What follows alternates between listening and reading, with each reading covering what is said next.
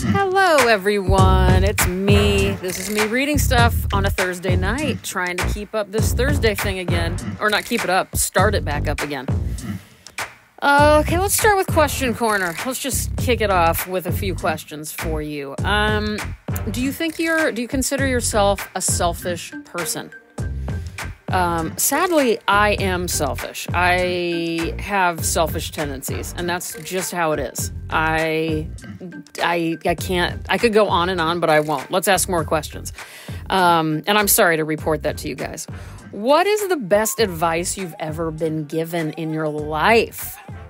Best advice you've ever been given in your life. Mine was probably, when my professor, Susan Senseman, in graduate school told me to stop painting and start making drawings. I would say that changed the course of my life in a pretty major way. So that's a good one. That's not one that, is like awesome because it's not, hey, be kind or whatever, but hopefully I was already getting that advice. Okay, what did you eat for lunch today? I think today, I can't remember. I'll tell you about yesterday. Maybe I skipped lunch. Oh, yeah, because I stayed up all night. Oh, God, I had a rough night. So yesterday's lunch was arugula. What else? Arugula, smoked salmon. I'm eating salmon again. Capers with a lemon vinaigrette. Capers, dill. There was a lot of good stuff on this salad. I don't remember it all right now, but it was good. Oh, tomatoes from my garden. It was one of the better. Oh, and a little feta cheese. Okay. How about what house or building or environment pops up in your dreams the most? For me, it's always this mall. It's this certain mall. There's a mall and there's a school. It's this one hallway from Grapevine High School, where I went to high school. It's always this one hallway. And sort of the side part of the school that I was never on. I never went to that side part of the school, but for some reason I vividly remember it in my dreams, and it's always there. And then this one mall that I'm constantly in. What is the most out of character thing you've ever done in your life? And all of you are required to email me that thing. And hopefully it's very secretive and illicit and insane. And I want to hear all about it. Email me at mereadingstuff@icloud.com.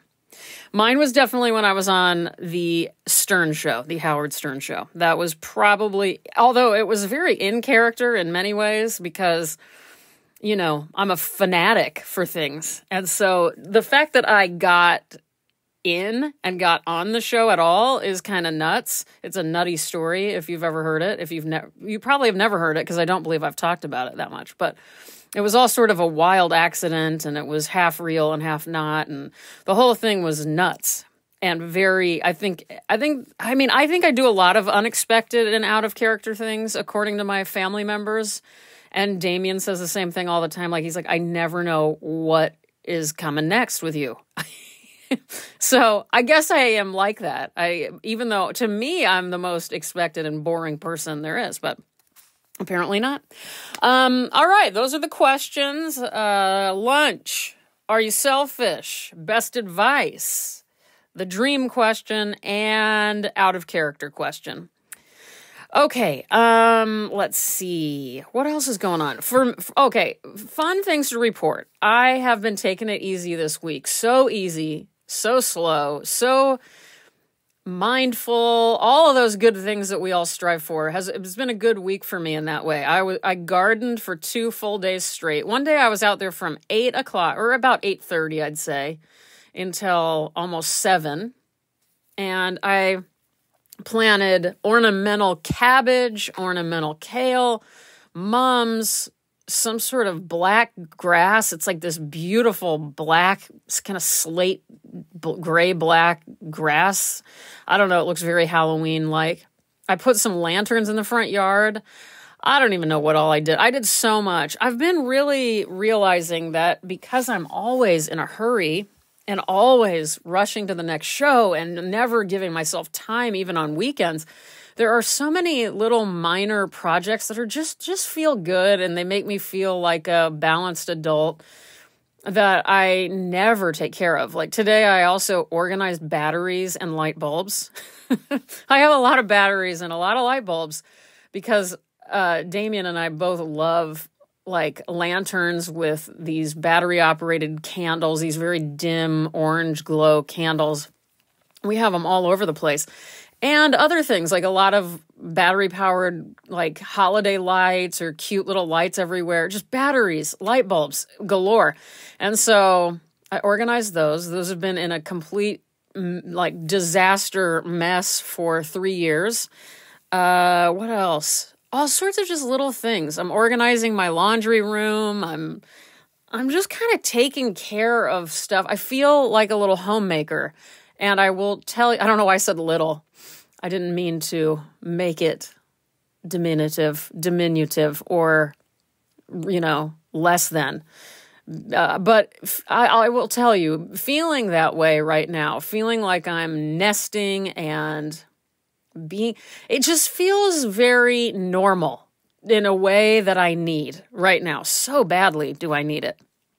I've been crocheting. I've got a lot of things that I'm trying to get done for the shop. Some of which are called, I would call them, my friend Aaron named it, a couch cape. So get ready for that. If you think you like a little throw blanket, wait till you see my crocheted couch capes. Okay, you're going to want to save up some money. These are going to be expensive, though, because they take a lot of work. They look like they would be very expensive if they were in like an LA boutique or something. So I don't know if they're going to be $300, $400, probably $300 or $350. Maybe less. I don't know. Anyway, I've been doing stuff like this. Oh, Damien and I, for the last, I don't know how long, month or so, we've been doing Monday night movie night, and we go back and forth. Excuse me if I've already told you guys this. I don't know if I have, but so, one Monday is Damien's, and he plans out the movie and doesn't tell me. It's always got to be a surprise. And then we set up the living room like a movie theater, and we are the announcer. Like if it's your night, if it's Damien's night, he gets up and he goes, "Hello, welcome to Christmas Theater." That's we call it Journeel Theater on Christmas Avenue.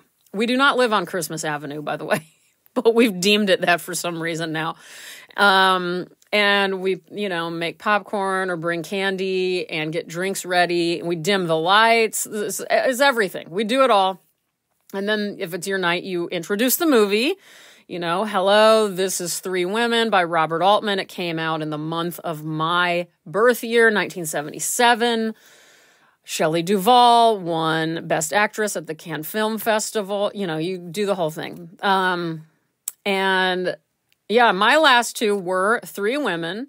And then before that, it was, She's the Man, starring, what's her face? I can't believe I don't know her name. It was like, I love her. Hold on, let's look it up. It'll come to me. Amanda Bynes. I didn't even have to look. Amanda Bynes. She's the Man. Have you ever seen She's the Man? Anyway, that was one moment where Damien's like, I really don't know with you. I did not expect you to pick this movie.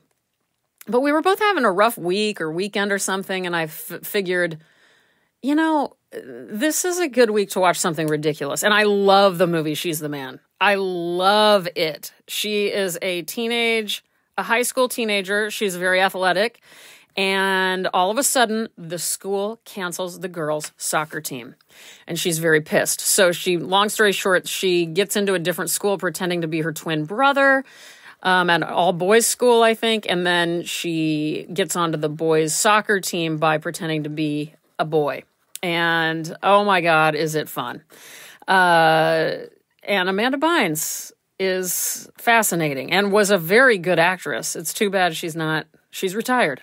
So anyway, Amanda Bynes, who one time, one of the first reports of her being crazy was when she lit a neighbor's house on fire. And that was right down the street from where I lived once in Thousand Oaks, California. That was exciting. And then she was always, like, paparazzi always caught her after that at the Costco near my house with her parents. And so I remember lingering at Costco much longer than I ever would have because I was hoping to see Amanda Bynes.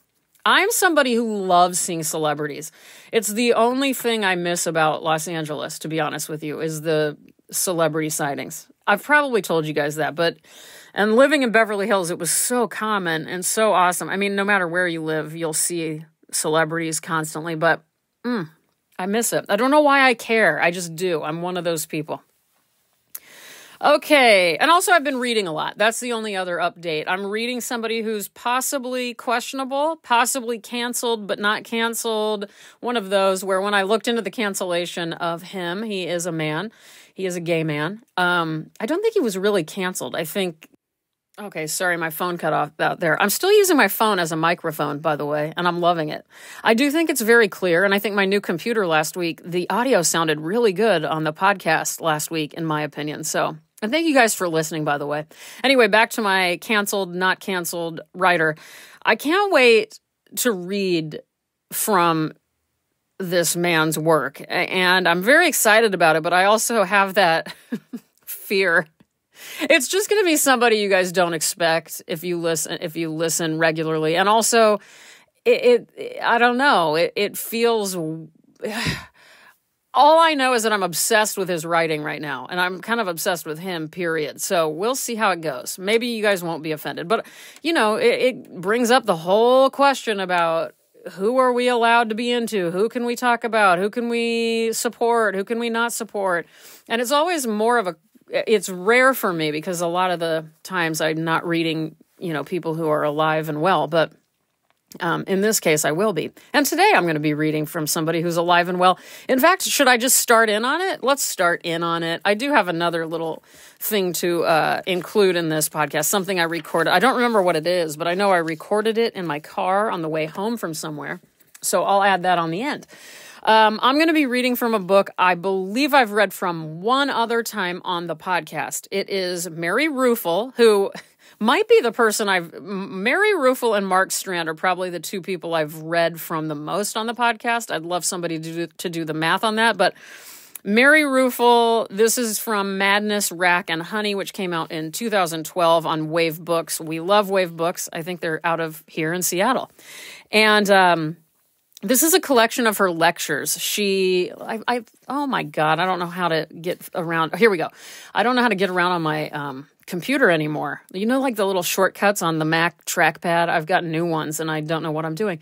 Here is the description on wavepoetry.com, which I highly recommend. Get on there, buy the book. It's only $25 on this website, and you should definitely support Wave Books. And if you like any of the writers that I read on the podcast, you're going to really have a good time with Wave Books if you're new to it. I've been told that many people have told me that they frequent Wave Books and buy stuff and sign up for their newsletter as well. That'll help introduce you to new things. Okay, so here is the description of Mary Ruefle's Madness, Rack, and Honey. Great title. Over the course of 15 years, award-winning poet Mary Ruefle delivered a lecture every 6 months to a group of poetry graduate students. Collected here for the first time, these lectures articulate the wisdom accrued through a life dedicated entirely to poetry. Intellectually virtuosic, instructive, and experimental, Madness, Rack, and Honey resists definition, demanding instead an utter and utterly pleasurable immersion. That's a great description and very true. I have to say, when I read that part about accrued through a life dedicated entirely to poetry, it made me wonder, God, I want to do something like that with drawing. The fact that I'm not a teacher regularly, I only do occasional stints of teaching, it kind of makes me sad sometimes. I think I have a lot. I don't know if I have a lot to offer. I do. I trust that I have a lot to offer. When you've done this much of one thing for this long, you have things to say. But I imagine like a book on drawing. I don't know. I have a lot to say, and maybe I should do something about it. Anyway, I'm going to be reading little bits that I have highlighted from, I think, the first lecture, which is on beginnings. There's one on endings too that I love. But for example, different things. There's a whole section on Emily Dickinson, on theme, on sentimentality. What else? The Emily Dickinson chapter is amazing. On someone reading a book. And then there's 22 short lectures, which I've read from on the podcast at one point. things she remembers. It's just this is such a good book. I would say every essay collector or poetry collector should have this book. Okay. So basically I'm skipping around a bit. I've kind of, I wouldn't say I would never edit this book, but these are the parts of this longer chapter that I want to read to you. All right. In life, the number of beginnings is exactly equal to the number of endings. No one has yet to begin a life who will not end it. In poetry, the number of beginnings so far exceeds the number of endings that we cannot even conceive of it. Not every poem is finished. One poem is abandoned, another catches fire and is carried away by the wind, which may be an ending, but it is the ending of a poem without an end. I believe the poem is an act of the mind. I think it is easier to talk about the end of a poem than it is to talk about its beginning. Because the poem ends on the page, but it begins off the page. It begins in the mind. The mind acts. The mind wills a poem, often against our will. Somehow this happens. Somehow a poem gets written in the middle of a chaotic holiday party that has just run out of ice, and it's your house. I believe many fine poems begin with ideas. But if you tell too many faces this or tell it too loudly, they will get the wrong idea. Now here is something really interesting to me, something you can use at a standing-up-only party when everyone is tired of hearing there are 1,003,295 words used by the Eskimos for snow. This is what Ezra Pound learned from Ernest Fenollosa. Some languages are so constructed, English among them, that we each only really speak one sentence in our lifetime. That sentence begins with your first words, toddling around the kitchen, and ends with your last words right before you step into the limousine or in a nursing home, that night duty attendant vaguely on hand. Or, if you're blessed, they are heard by someone who knows you and loves you and will be sorry to hear the sentence end. When I told Mr. Angel about the lifelong sentence, he said, "That's a lot of semicolons." He is absolutely right. The sentence would be unwieldy and awkward and resemble the novel of a savant. But the next time you use a semicolon, which, by the way, is the least used mark of punctuation in all of poetry, you should stop and be thankful that there exists this little thing, invented by a human being, an Italian as a matter of fact, that allows us to go on and keep on connecting speech that for all apparent purposes is unrelated. You might say a poem is a semicolon, a living semicolon. What connects the first line to the last, the act of keeping together that whose nature is to fly apart. Between the first and last lines there exists a poem. And if it were not for the poem that intervenes, the first and last lines of a poem would not speak to each other. Because the lines of a poem you are speaking to each other, not you to them or they to you. I will tell you what I miss. I miss watching a movie, and at the end, huge scrolled words come on the screen and say, "The end." I miss finishing a novel, and there on the last page, at a discrete distance from the last words of the last sentence, there are the dark letters spelling "the end." Okay, hold on. I have flipped through books, reading hundreds of opening and closing lines across ages, across cultures, across aesthetic schools, and I have learned that first lines are remarkably similar, even repeated, and that last lines are remarkably similar, even repeated. Of course, in all cases, they remain remarkably distinct, because the words belong to completely different poems. And I began to realize, reading these first and last lines, that there are not only the first and last lines of the lifelong sentence we each speak, but also the first and last lines of the long piece of language delivered to us by others, by those we listen to. And in the best of all possible lives, that beginning and that end are the same. In poem after poem, I encountered words that mark the first something made out of language that we hear as children repeated night after night like a refrain. I love you. I am here with you. Don't be afraid. Go to sleep now. And I encountered words that mark the last something made out of language that we hope to hear on earth. I love you. You are not alone. Don't be afraid. Go to sleep now. And that's all I'll give you for tonight. And hopefully that entices you to go buy this book. Now, I might give a spoiler. I was curious, and I don't remember. Did she end the book with the end? Because if any book should be ended, no, she didn't. That's too bad. I would like to talk to Wave Books about this immediately, and let's do a reprint and get that on there. Or just write it in yourself. I guess because it's because it's a collection of lectures, maybe. All right, you guys. I hope you enjoyed that. Again, I'll put a link in the description for you to go head over to wavepoetry.com. It's funny. Wave Books, it should be, whatever. You get the idea. Okay, I'm going to attach something here. Okay, so I'm doing all sorts of fun projects around the house. I did a little research about what sort of flowers and plants do well in the fall and winter here in Washington State. And then I also have some amazing palea plants that have grown so big that they need to be repotted. So I'm doing all these things out and about today, and I'm having a great time because it's a beautiful fall day. I don't know what the temperature is, like 61, but it's sunny and a nice breeze, and it's cool, crisp air.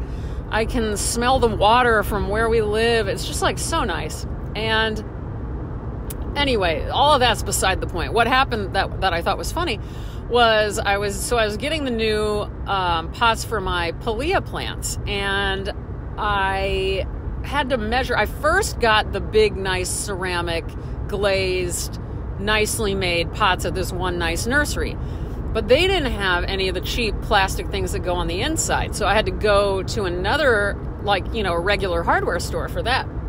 And when I got into the hardware store, I thought, well, here's what I'm going to do. I'm going to talk to the person at the front, because it wasn't a big place at all. And it wasn't busy at all either. So I said, all right, here's what I'm going to do, because it's going to be hard. Even if I measure it with my tape measure, I can't tell what's going to fit in here because there's angles and all this stuff. So I planned on saying, this is how I am about everything. I planned on it a long time ahead of time. I thought, okay, I'm going to go in there and here's what I'm going to say. I'm going to say, hi, I was just wondering, I have these heavy ceramic pots in my car that I can't carry in here, but I need to know if these plastic pots will fit in it.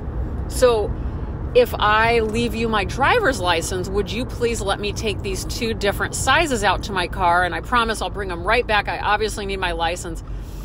And this girl, she was very cute. She was probably like 27.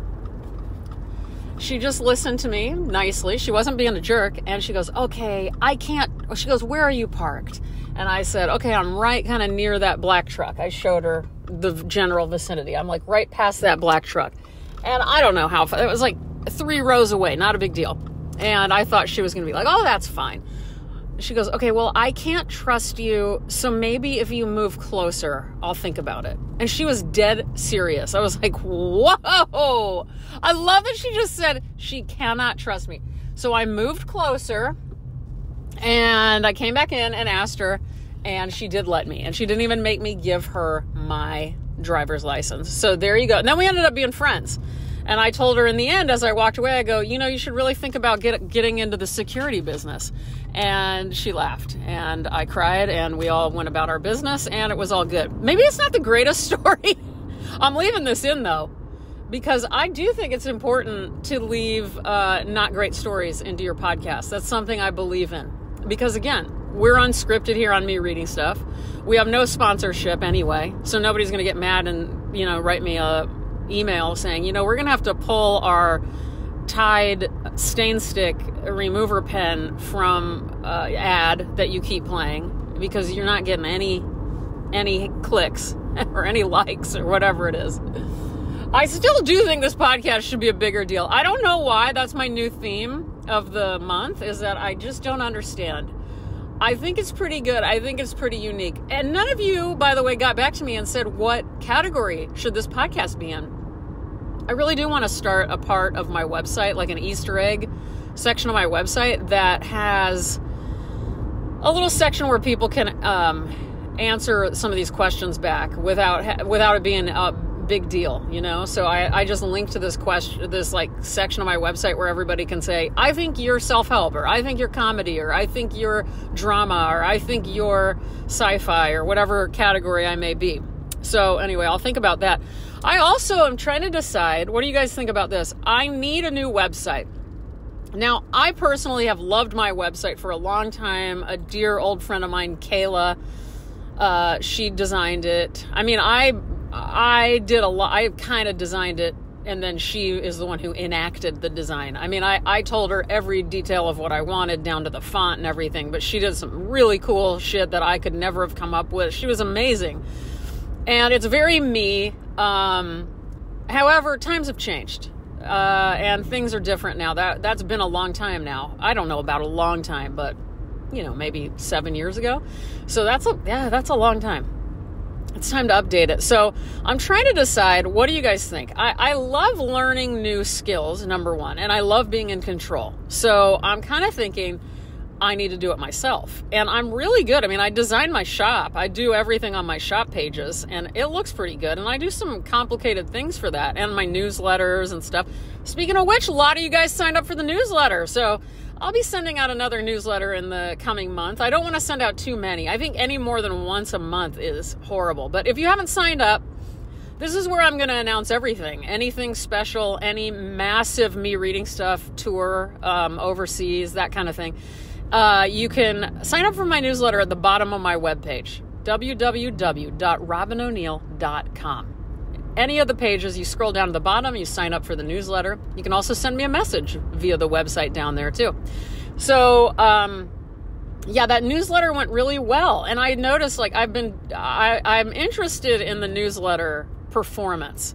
I'll say that because, and what I mean by that is like the analytics. Because again, I'm doing a lot of thinking about how shitty social media is even for promotional purposes. I mean, you get lucky. Let's say you have 1,800 followers. On Instagram, and you're going to promote, let's say you just opened a web shop. All right, you're going to get probably at least, I mean, not that many out of 1,800, but I would say you can count on getting out of 1,800, what do you guys think? Like 350 views to that post on a average day. If the algorithm is in your favor, maybe you'll get 800, maybe you'll get 1,000.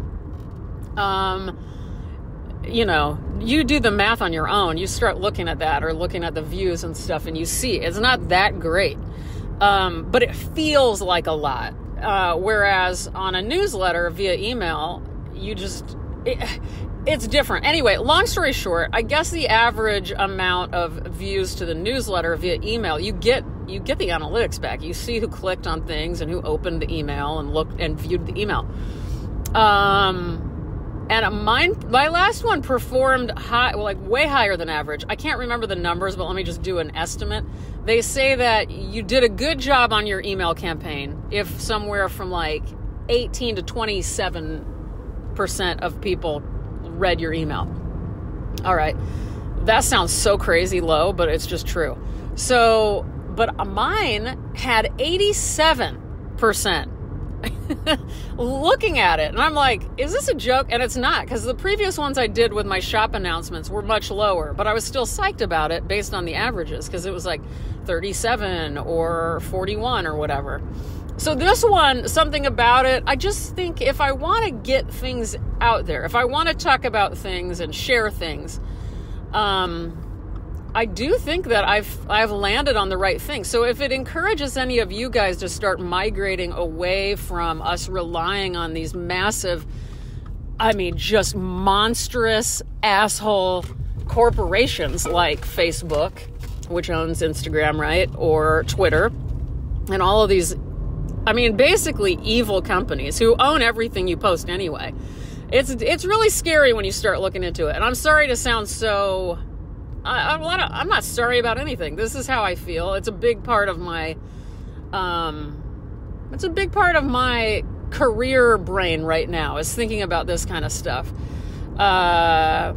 Because, yeah, I mean, artists have to do some of their own stuff, you know, we have to promote. If we're not, I mean, you don't have to, but my experience, as great as galleries are, you know, they have a lot of other galleries, a lot of other artists, a lot of other shows to promote. They've got to pay bills. They're busy, man, and as they should be.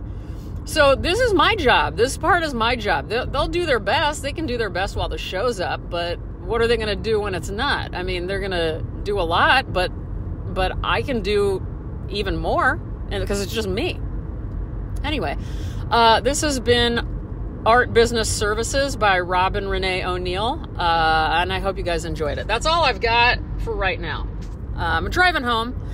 Don't worry, I'm talking on the Bluetooth. Everything's cool. It's, again, pumpkins everywhere. If only you guys, people are really have like a hard-on for fall. That's just like, it seems to be a universal thing.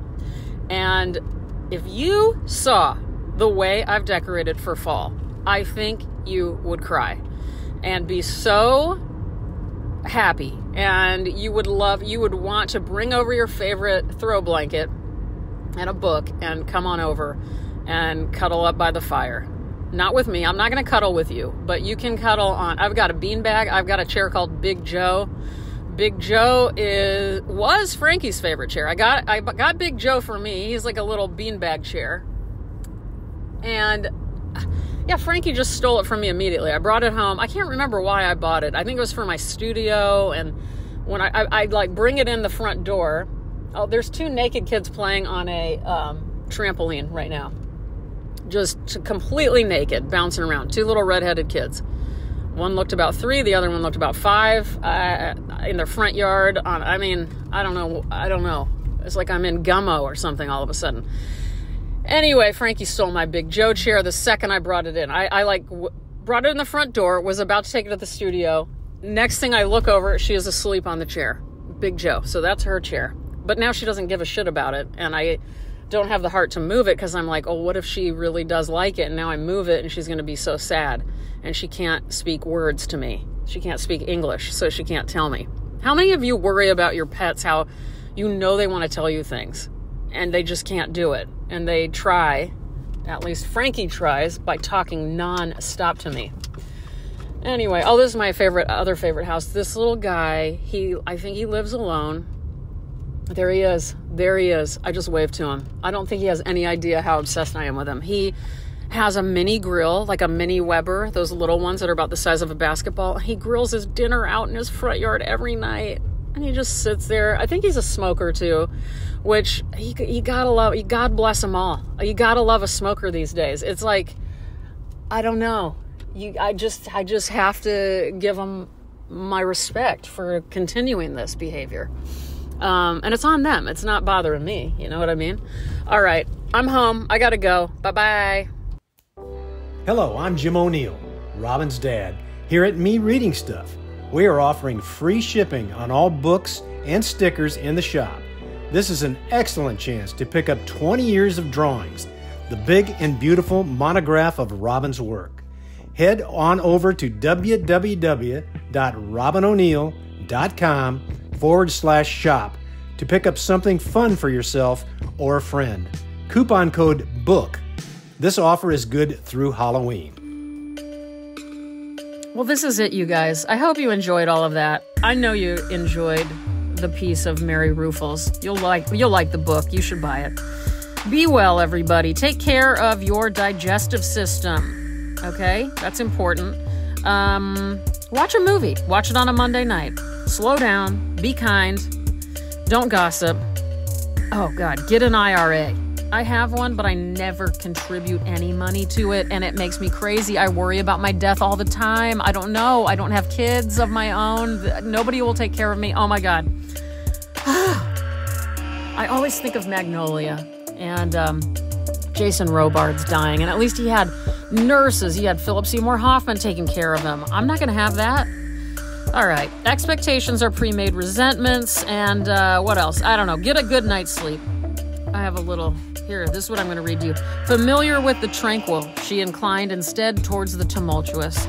She loved the sea only for the sake of tempests, the meadow only as a backdrop for some ruined pile. That's Flaubert from Madame Bovary. I'm Robin O'Neill. I love you guys. Have a good rest of your night and a good weekend. I'll talk to you next Thursday. I promise.